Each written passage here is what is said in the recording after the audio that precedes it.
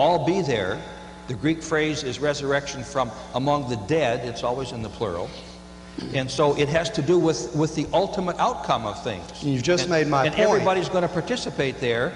And even if there's nothing left of your body, physically, no, you've just Paul says, there will be a new transformed way in which you will be present. So it's the reassurance that despite what happens to your body, totally disappeared and gone in martyrdom, you will still be present in the general resurrection. That ignores two other facts. The development in 2 Maccabees is about a physical body precisely because that was the concern. And it ignores the point that I made about 1 Corinthians 6, which is that the body matters to Paul ethically and eschatologically with regard to the end time, because there is going to be a body that's raised. Granted, it'll be different. That's what 1 Corinthians 15 is about. But it is still connected to the nature and behavior of what you do with this body. And I don't know of an exegesis of 1 Corinthians 6, I'll say it this strongly, that reads 1 Corinthians 6 any other way. Dr. Craig? Well, I was going to say to Daryl Schmidt's point that in the case of the Jewish martyrs, the point you're making at best would show that if there were no remains of the dead, say that the martyrs were utterly cremated or obliterated, that God could still raise this person from the dead, even in the absence of any remains.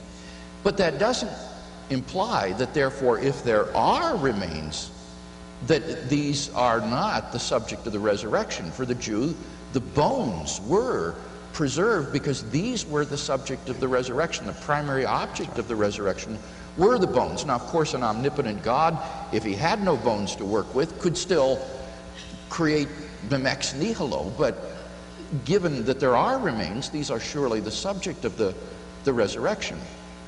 But Paul himself in 1 Corinthians 15 calls it foolish to talk that way. Everybody knows what from dust thou art, into dust thou shalt return. There's ultimately nothing left in the grave but that's dust. About flesh. We're not talking about flesh.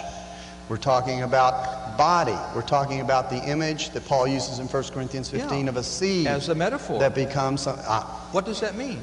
He says totally changed. I think we're articulating what it means. I'm struggling to understand what you say it means, because it's not clear to me what it is after it's raised. Well, doesn't what we know what it's not. It's not material. It's not physical. No, it's not flesh. Well, he says it's not natural, right? He doesn't say soma physikon. He says soma psychikon. It's not a natural body. And by that, what Paul thinks is foolish is anyone who thinks that this corruptible mortal body will inherit the kingdom of God. He says, therefore I tell you a mystery, we shall all be changed. And this mortal must put on immortality. This corruptible must put on incorruption. So there is, as I said, I think, historical continuity and therefore numerical identity between the body that is sown and the body that is raised. But it will be a transformed body, obviously. We all agree with that.